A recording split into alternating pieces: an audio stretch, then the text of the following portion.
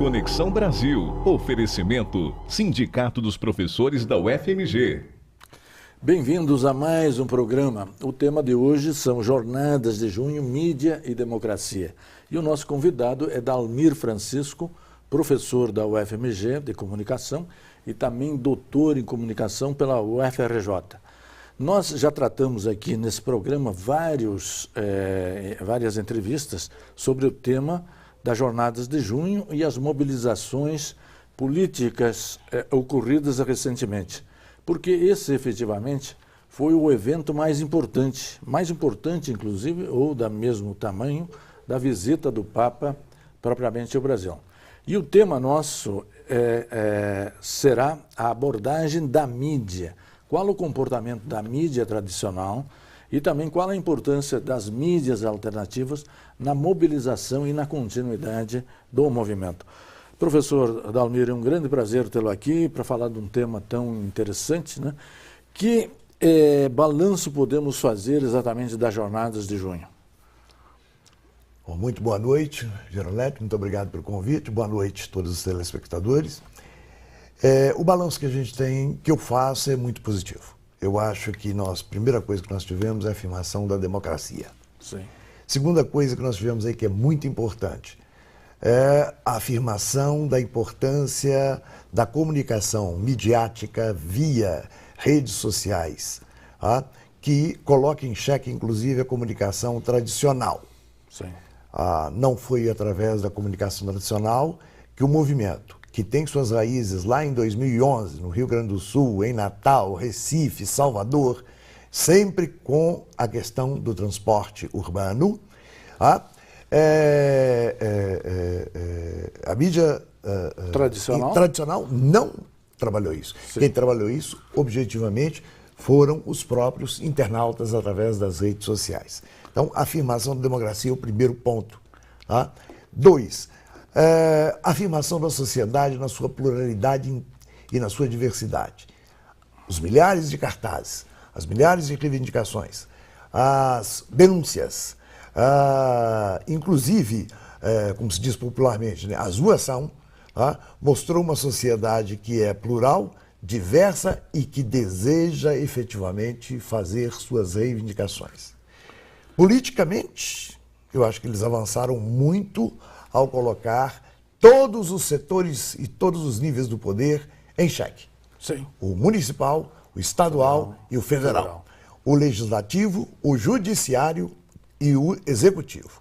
Exigiram de tudo e todos sem nenhum peso maior para lá ou para cá.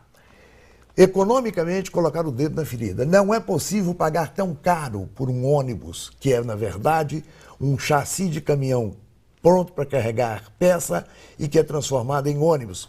E o ser humano vira peça, vira pedra, vira carga dentro do ônibus. Sim. Né? Terceiro, o estado das nossas vias. Uma sociedade que investe pesadamente no transporte individual, no carro, e que não investe no transporte coletivo e de qualidade. Perfeito. Tá? Professor, vindo agora para a mídia, qual a cobertura e qual a estratégia que a mídia adotou para tratar dos movimentos, do seu início e ao longo das manifestações? A mídia foi objetivamente omissa diante dessa realidade. A nossa mídia ainda procura falar com a velha classe média pré-Collor, pré-Itamar Franco. Sim. E pré-10 anos de Fernando Henrique Cardoso e 10 anos do governo PT. Então ela está perdida mais ou menos na passagem dos anos 80 para os anos 90. Ela não consegue falar com a nova classe média, ela não consegue falar com a sociedade. E esse é longo. Sim. Tá? Isso é longo. A mídia primeiro repudiou os movimentos. Chamou de baderna, disse que era uma irresponsabilidade brigar por 20 centavos de aumento na passagem dos ônibus, desqualificou os militantes e apoiou aquela repressão estúpida, desproporcional, que aconteceu com os militantes em São Paulo nas primeiras manifestações. E ali, tanto a violência da polícia quanto o próprio desprezo da mídia tradicional turbinou as manifestações seguintes, inclusive com a mídia entrando no processo de denúncia daquilo que as manifestações não gostavam. Na verdade, todo mundo foi pego de calça curta, quer dizer, preparado exatamente com esses movimentos. A mídia está preparada para fazer essas coberturas de movimentos populares dessa envergadura, professor? Eu não acredito, porque a mídia, na verdade, a mídia tradicional, as grandes redes de televisão, de jornais, de rádio, essa mídia, como se diz, né, com propriedade cruzada dos meios de comunicação, tem jornal, televisão, rádio em nível nacional, ela é uma mídia caríssima e, na verdade, desde 1940, quando começa a avançar mais a mídia, que o grande financiador da mídia são os governos. Sim.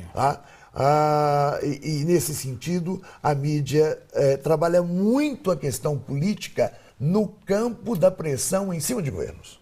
Sim. E nós, como e não a expressão popular. Não a expressão popular.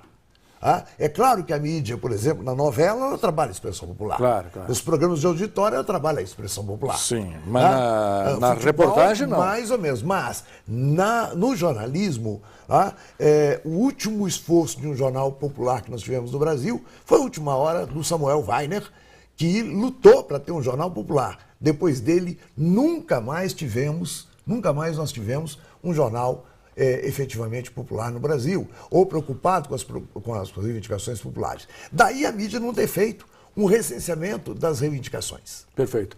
Em geral, as pessoas se referem muito bem à mídia. Por que neste episódio, nas jornadas, exatamente os jornalistas e também os veículos foram hostilizados, professor? Porque eles mentiram no início. Mentiram quanto às passeatas. Mentiram quanto às reivindicações. Elegeram as passeatas como se elas fossem inimigas do governo federal.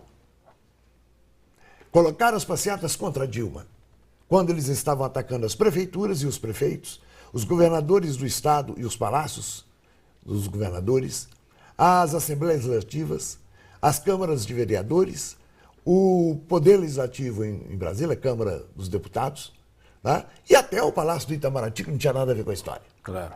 Então, em todos os estados brasileiros e nas cidades onde aconteceram essas manifestações, a crítica contra todas as instâncias de poder foi feita. Sim. A corrupção não foi cobrada só no campo político, foi cobrada também no campo judiciário, foi cobrada também no campo do executivo. Perfeito. A violência não foi denunciada apenas no nível municipal e estadual, denunciou-se amplamente. Quando a mídia tenta apropriar-se dessas manifestações e apontá-la contra um alvo, houve aí uma manipulação percebida pelos militantes que estavam na rua. Daí a agressão a jornalista, incêndio de carros de emissoras, que é lamentável. Sim. Mas houve uma provocação primeira, que foi da mídia, mentindo sobre aquela passeata ampla, geral, difusa, de inconformismo com tudo que estava acontecendo, como nós vimos. Perfeito. No segundo bloco, nós vamos trabalhar as reivindicações, se efetivamente elas são difusas, ou qual a complexidade inerente a essas reivindicações das jornadas de junho. Um instante só, voltaremos. Interconexão Brasil. Oferecimento Sindicato dos Professores da UFMG. Estamos de volta. Estamos trabalhando as jornadas de junho, mídia e democracia. No primeiro bloco, nós fizemos um breve balanço da mídia, do desconhecimento no início dos movimentos, uma certa manipulação da opinião pública e depois obrigados a fazer a cobertura, mas, ao mesmo tempo, os jornalistas, infelizmente, e também muitos veículos foram agredidos pelos manifestantes, que não endossamos a violência, mas que num certo sentido, compreensível, porque a mídia não deu a cobertura que se esperava. Quer dizer, a mídia tem também uma responsabilidade política com os manifestantes, não é isso, professor? Eu concordo, eu acho que nós estamos ainda a mídia, ela está ainda num paradigma de uma sociedade que já passou.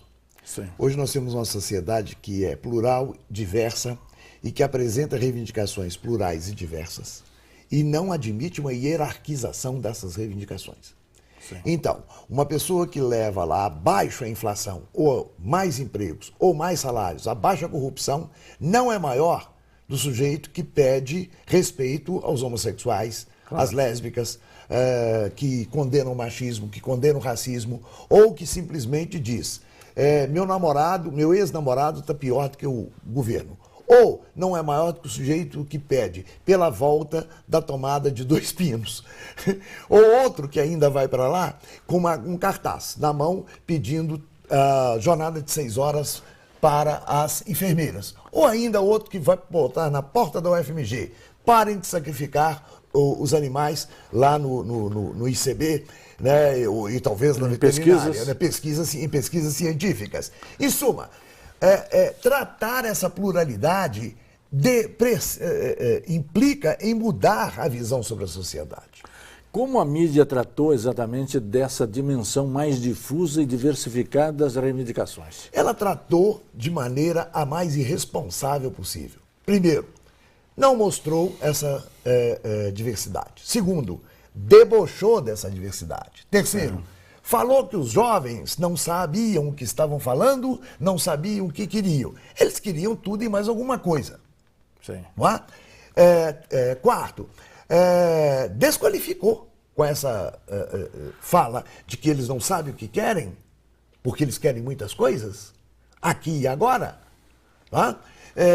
Eles, ao desqualificar esses jovens, a mídia se afastou muito deles, mas também prestou um desserviço à sociedade, porque ela não mostrou exatamente essa questão. O que significa brigar pelo transporte coletivo mais barato? O direito à cidade. O direito à mobilidade à cidade, urbana. Isso. Né? As questões sociais. Por exemplo, você não pode andar nas cidades se você não tem carro. Se você tem carro, você não anda. Sim. Tá? Os ônibus são próprios para carregar cargas e não para carregar seres humanos. São ineficientes, as pessoas são muito maltratadas, tá? Em todas as capitais brasileiras.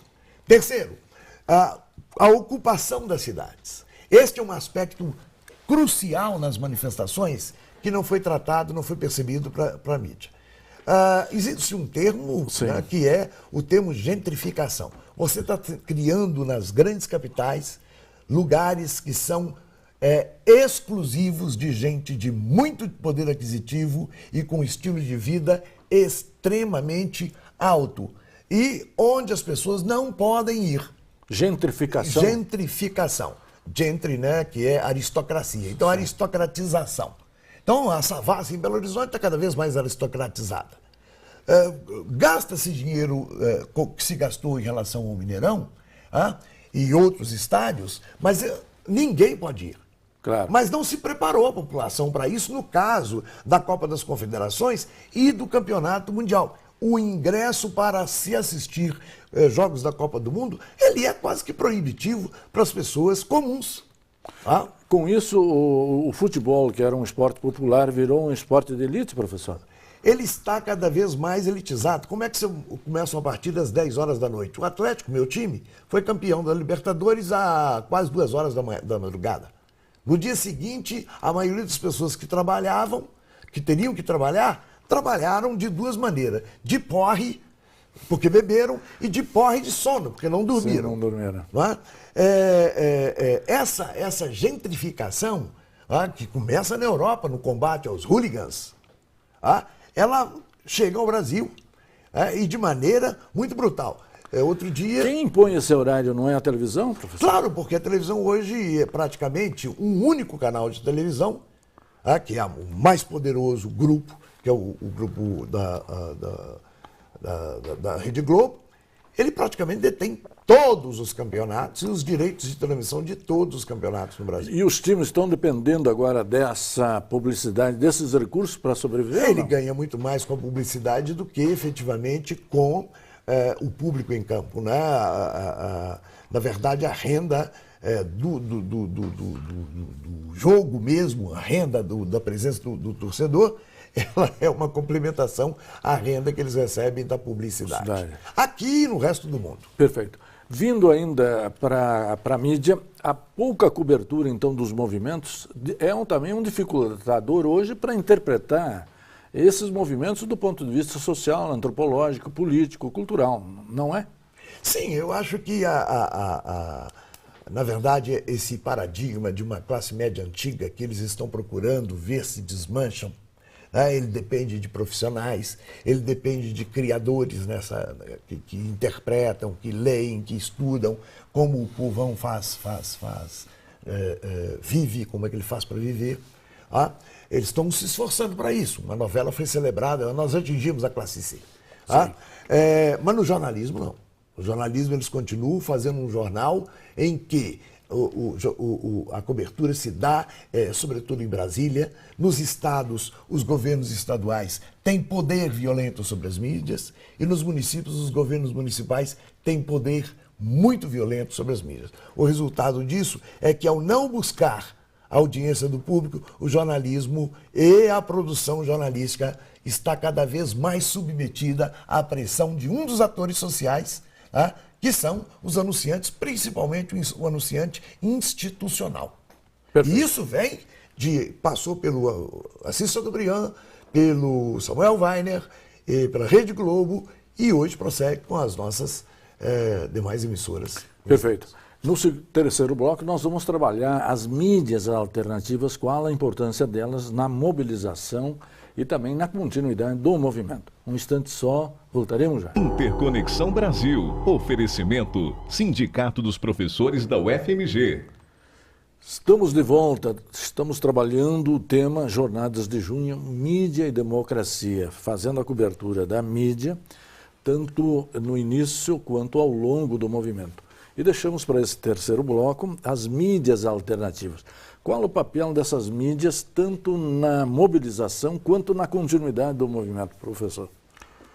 Bom, hoje a socialidade das pessoas passa pela mídia alternativa, as redes sociais, tanto do ponto de vista de comunicação, reconhecimento, formação, reforço, mudança de identidade, quanto no sentido de promover um pensamento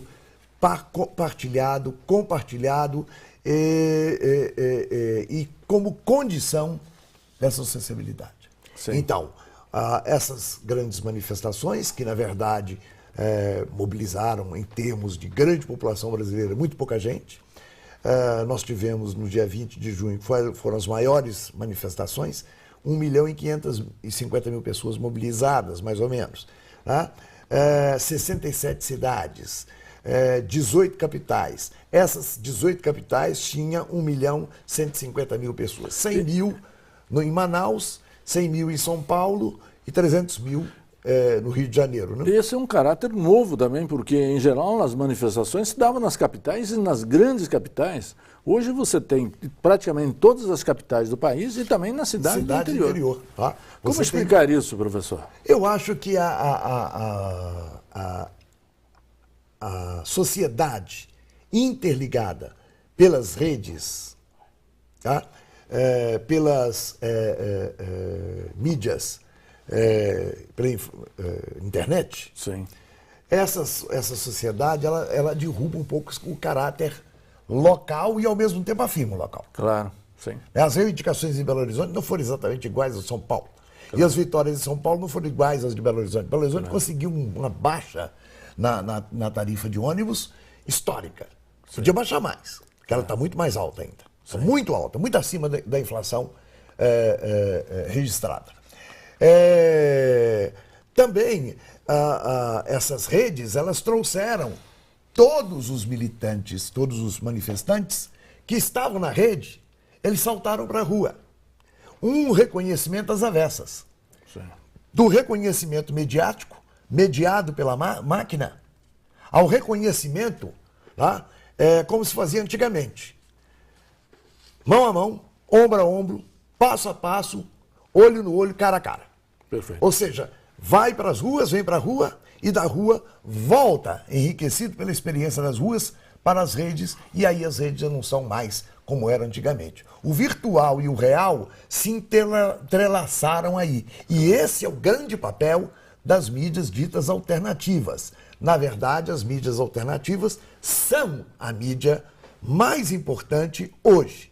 O desespero da mídia tradicional com relação à perda de leitores, à perda de radioouvintes, de telespectadores e, sobretudo, a crescente perda de recursos, né, tem tudo a ver com uma migração dos jovens para essa mídia alternativa. Inclusive, nós vamos ter agora televisão baratíssima através dessa mídia, a preços que não são, que são ou muito baratos ou são efetivamente preços inexistentes. Você não gasta nada para ter acesso àquela televisão, para ter acesso àquela produção. E a produção se faz com muito pouco recurso. Sim. Então nós temos uma mudança muito grande. É aí que surge. Isso vai significar a democratização da mídia ou já é uma democratização? Não, eu acho que isso daí é uma expansão da capacidade de comunicação, de intercomunicação, de estabelecimento de identidade entre os diversos segmentos da sociedade. Sim. As etnias, as classes sociais, gênero, homem e mulher, sexo, né? Gays, lésbicas, heterossexuais, homossexuais, pansexuais, a idade, as faixas etárias e as pessoas com necessidades especiais. Essa sociedade múltipla, ela aparece nas redes e ela apareceu em alguns lugares, por exemplo, Bahia, Salvador, Manaus, Recife, Natal, Belém, São Luís. Lá, eram manifestações muito mais negras ou não brancas do que brancas. Já Belo Horizonte, São Paulo, Rio de Janeiro, Porto Alegre, Florianópolis, a presença é de uma classe média quase que majoritariamente branca nas manifestações. O senhor tem mencionado a classe média. É a classe média tradicional ou a classe média emergente? Essa também é uma grande dúvida que a imprensa levantou e também as pessoas não têm clareza quanto a isso. Qual a sua visão, professor? Eu acho que estava bastante misturado, mas eu acho que o aspecto mais enfatizado pela mídia tradicional foram as manifestações da antiga classe média, destronada da condição de queridinha da ditadura militar. Sim. Ela perdeu esse status com o Collor, com aquele ataque violento que ele fez à grande empregadora dessa classe média, que eram as empresas estatais, ao serviço público, e depois com Itamar Franco, que tentou dar uma subida, mas não tinha jeito, e Fernando Henrique Cardoso, que chegou e aplastou essa classe de vez. Quem vai promover uma certa recuperação dessa classe média antiga, tradicional, é o Lula. E é justamente contra o governo da Dilma que essa classe média mais tradicional se mobilizou, querendo que o PT resolva um problema que 2 anos de Collor, 2 de Itamar e 10 de Fernando Henrique Cardoso e mais 2 do Lula, que estava arrumando a casa em 2003 e 2004, não pôde desenvolver. Perfeito. Qual o futuro desse movimento? Nós estamos nos aproximando agora do 7 de setembro. É possível ter uma retomada desse movimento, professor? Eu acho que talvez nós tenhamos um movimento talvez diferente do que foi até agora. Sim. O movimento começou apartidário por causa da mistura. Eram muitos os grupos de esquerda que começaram com o movimento Passe Livre em São Paulo. Sim. Por isso que ele foi apartidário. Depois entrou uma turma dizendo que ele não podia ter partido político. Sim. Inclusive o movimento mostrou sua face fascista, violenta, né? Porque ao bater em jornalista, você partiu para a violência. Claro. E ao bater em militantes de esquerda, tirar sangue, rasgar bandeiras, impedir centrais sindicais, eles não são trabalhadores. Sim. Eles podem dispensar a defesa dos trabalhadores. A depredação do patrimônio público, que é incompreensível. O apoio, ainda que velado, ainda que pelo silêncio, à depredação, à baderna. O que tem de revolucionário quebrar todos os radares da Avenida Afonso Pena, da Avenida Antônio Carlos. Ou as empresas, as lojas. Quebrar todos os carros. Eu não vi nada daqui. Agora, eu acho que esse movimento vai voltar, sim.